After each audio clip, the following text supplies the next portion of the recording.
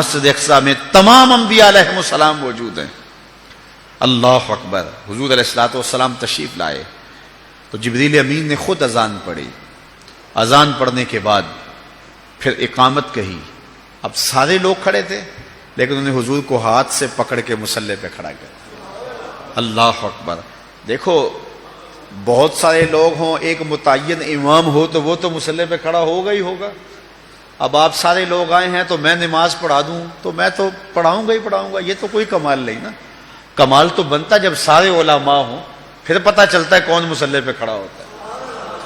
اب سارے ہی نبی ہیں. اللہ اکبر. ان میں نوح نجی اللہ بھی ہیں، ان میں موسیٰ کلیم اللہ بھی ہیں، ان میں عیسیٰ روح اللہ بھی ہیں، آدم صفی اللہ بھی ہیں، حضرت یوسف علیہ السلام بھی چراغ حسن لیے کھڑے ہیں. صفیں بنی ہوئی ہیں. اب پتہ چلے گا نا مصلی پہ کون کھڑا ہوتا ہے. فقہی اصول کیا ہے؟ مصلی پہ احق بالامام عالمہم بالسنہ. جو جب سارے لوگ پڑھے لکھے ہوں تو پھر امامت کے مصلی پہ کون کھڑا ہوگا؟ ہمارا فقہی اصول یہ ہے کہ جو سب سے بڑا عالم ہوگا وہ مصلی پہ کھڑا ہوگا. تو پھر جب سارے نبی کھڑے تھے اور وَعَلَّمَ آدَمَ الْأَسْمَاءَ كُلَّهَا کا تاج بھی سر پہ رکھے ہوئے تھے، لیکن مصلی پہ حضور آئے. اس بات کا اعلان ہے صف انبیاء میں سب سے بڑا عالم ہے تو آمنہ کا لال ہے.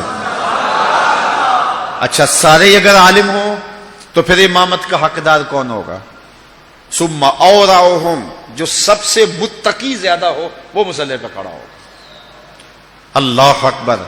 اب ہزار مہینے تک جو ہے وہ عبادت کے لیے کھڑے ہونے والے انبیاء بھی موجود ہیں، لیکن مصلی پہ کون کھڑا ہوتا ہے؟ حتی تتورم قدما.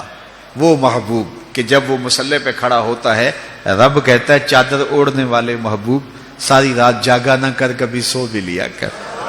اس محبوب کو مصلی پہ کھڑا کر کیا جا رہا ہے. اچھا اگر سارے متقی ہوں تو پھر امامت کا حقدار کون ہوگا؟ ثم اقرأہم، جس کی قرات اچھی ہو، جو پڑھتا اچھا ہو. اب صف انبیاء میں حضرت داؤد علیہ السلام بھی موجود ہیں. کہتے ہیں جب پڑھتے تھے جانور رک جاتے تھے. اللہ اکبر. اللہ نے ان کو جو لہجہ دیا ہوا تھا، لیکن مصلی پہ حضور کو کھڑا کیا جا رہا.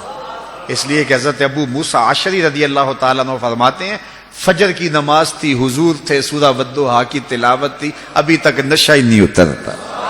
اچھا اگر سارے ہی قاری ہوں تو پھر امامت کا حقدار کون ہے؟ ثم احسنہم وجہا، جو سب سے سونا ہو وہ مصلی پہ آئے گا.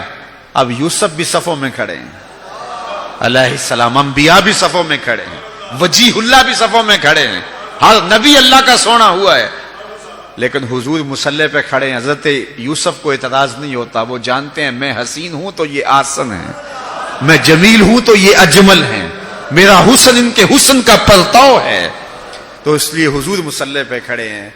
اچھا یہاں ایک بات اور بتاؤں گا اگر آپ کی توجہ ہو. یہ جو میں نے آپ کے سامنے ضابطہ بیان کیا ہے یہ استحبابی ضابطہ ہے.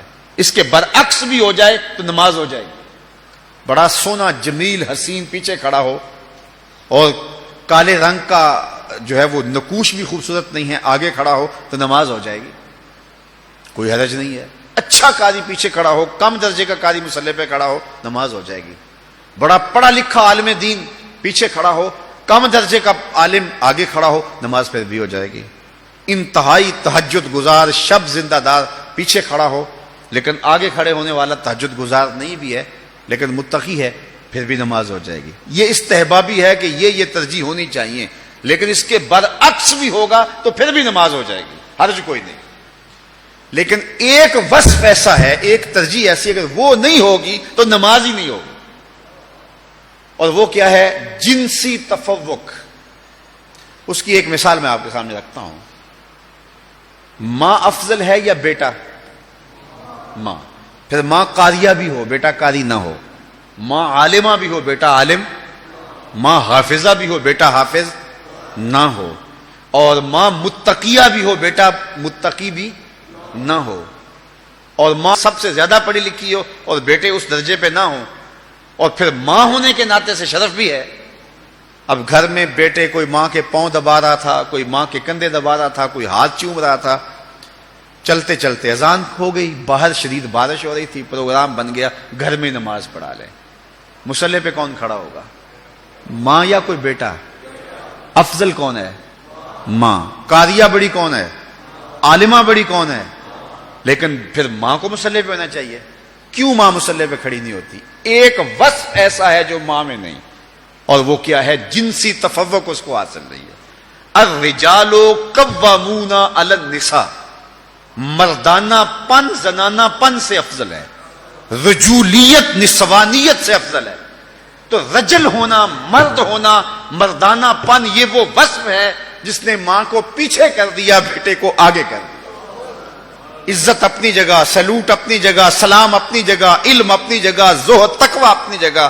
بیٹے کہیں امی ہاتھ جڑے ہیں، تیرے پاؤں بھی چومتے ہیں، تیرے تلووں کا دہن بھی پیتے ہیں، لیکن یہ ہماری مجبوری ہے، مصلی پہ ہم نے جانا ہے، اس لیے کہ جنسی طور پہ فضیلت ہمیں حاصل ہے۔ میں کہتا ہوں سارے فضائل حضور کو حاصل تھے، سارے کمال حضور کو حاصل تھے، سارے نبی بھی پیچھے کھڑے ہو گئے، جبریل ہاتھ باندھ کے عرض کرتا حضور ساری عظمتیں اپنی جگہوں پہ، لیکن میری مجبوری ہے کہ میں نور ہوں اور آپ بشر ہیں، اس لیے مصلی پہ کھڑا ہونا میرا حق ہے، مجھے جنسی تفوق حاصل ہے، میری مجبوری ہے، ادب سے ہاتھ باندھ کے عرض کرتا ہوں آگے کھڑا ہونا میری مجبوری ہے۔ لیکن جبریل اقامت پڑھ کے پیچھے کھڑے ہو گئے، حضور کو آگے کھڑا کر کے اس بات کا اعلان کیا کہ وصفی اعتبار سے بھی حضور افضل ہیں، جنسی اعتبار سے بھی حضور ہیں۔